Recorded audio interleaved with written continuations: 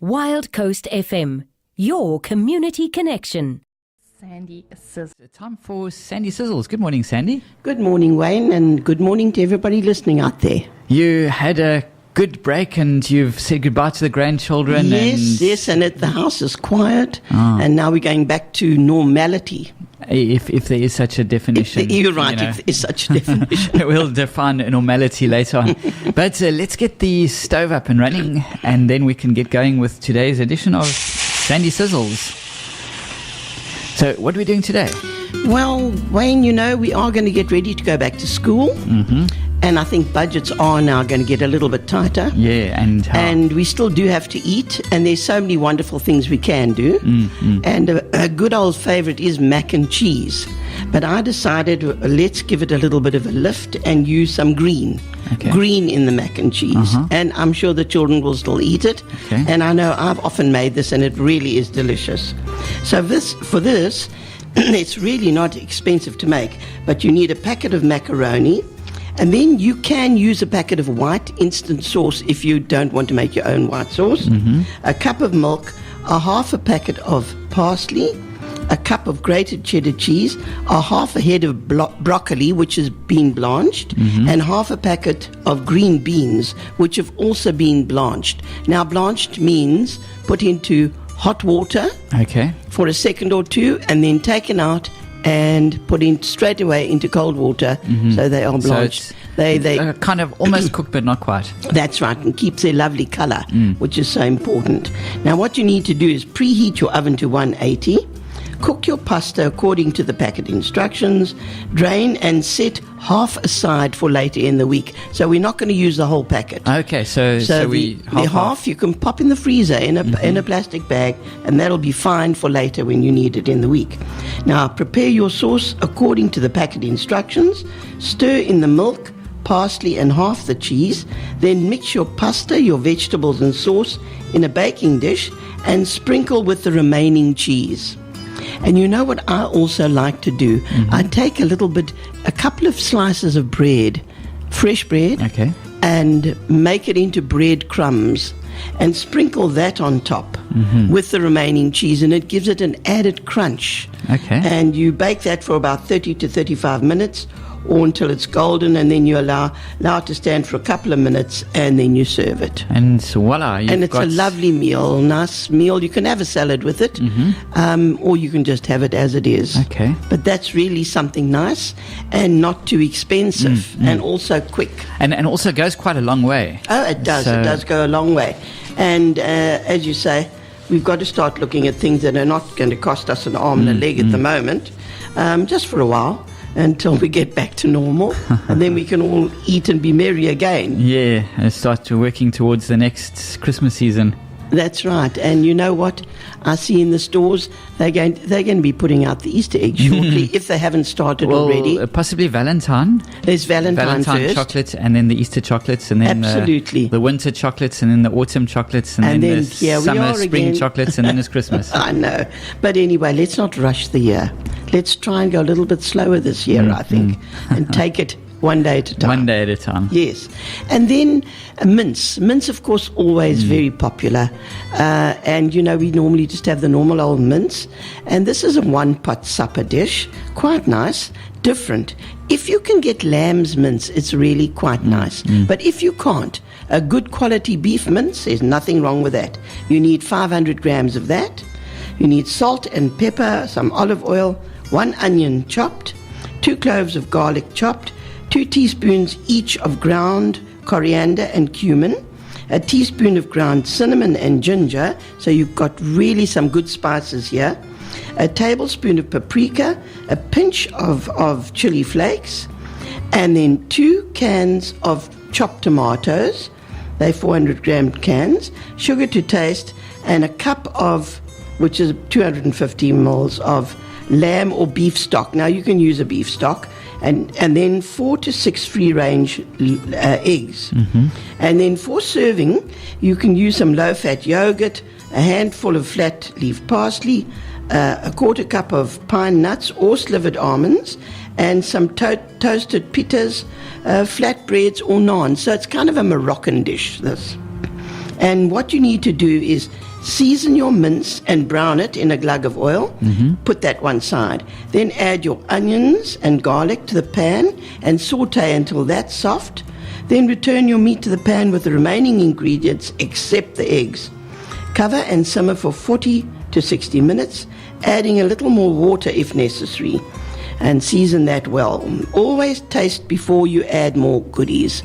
A good idea. Don't just throw in salt and pepper, because then you might ruin it.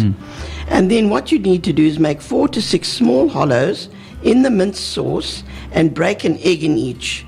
Now cover your pan and simmer it for 5 to 10 minutes, or until the eggs are done to your liking. And then you drizzle that with yogurt and scatter over parsley and the nuts and serve it with bread.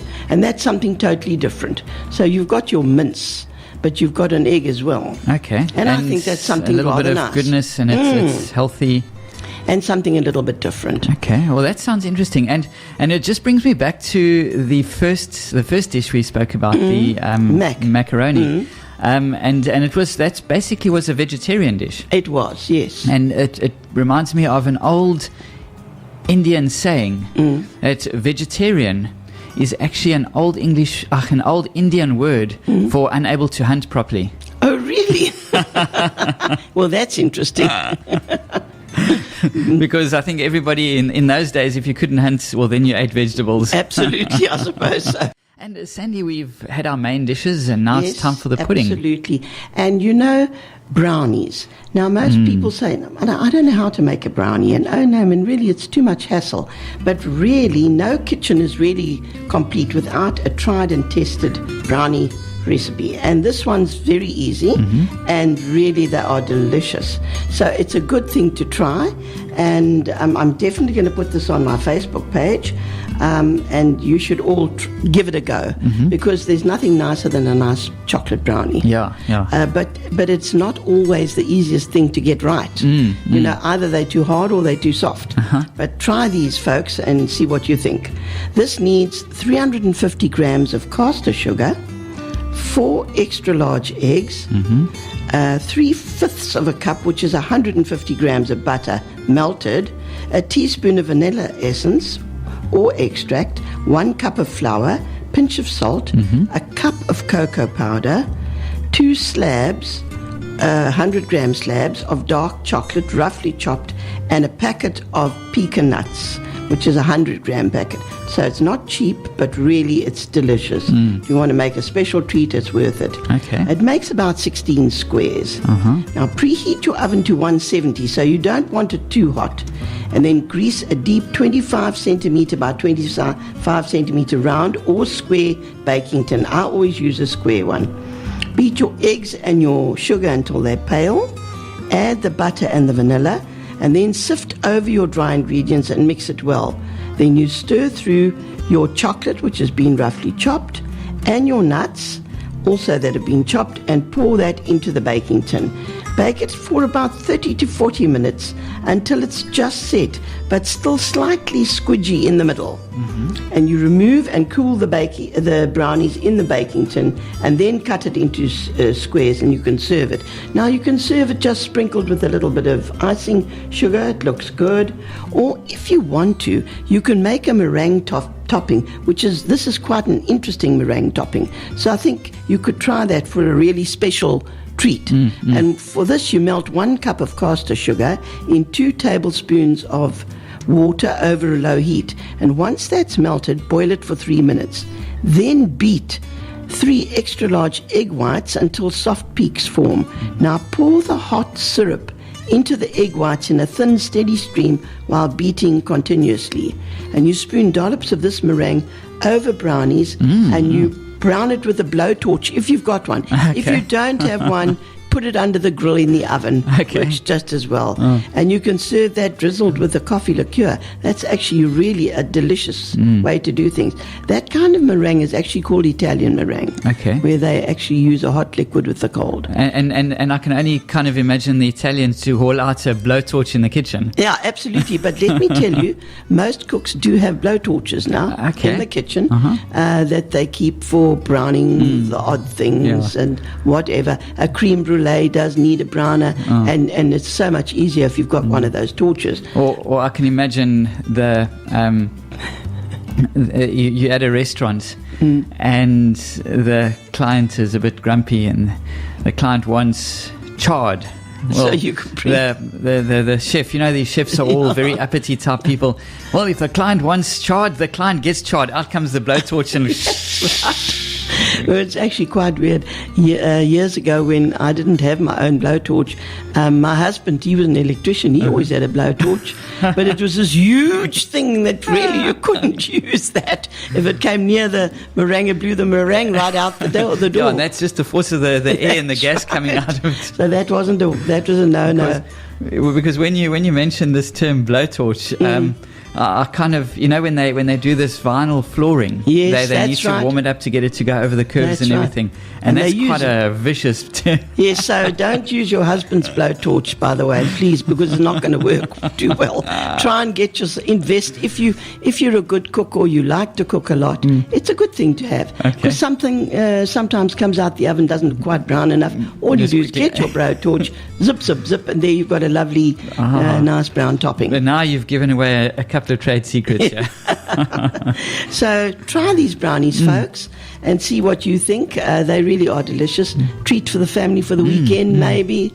And as I say, tomorrow. Now, is it tomorrow school starts? School's tomorrow, yeah. So I wish all mums and kids all the best out there, and good luck for the coming year. And we'll start looking at some interesting things for sandwiches, and if you really have to have a sandwich, because sandwiches at this time of the year are so hot. Well, you have take a little cooler bag with you. Yes, well, a lot of kids have got these insulated bags, which does help. But fruit and things like that, always nice to have. And even cheese and crackers. That's it. Nice to have. But anyway, have a good week, everybody. Thank you, Sandy. And we will chat again next Tuesday. Next Tuesday, same time, same place. And we'll leave the blowtorch at home. Okay, go well. Bye for now. Cheerio, Sandy. Thanks very much.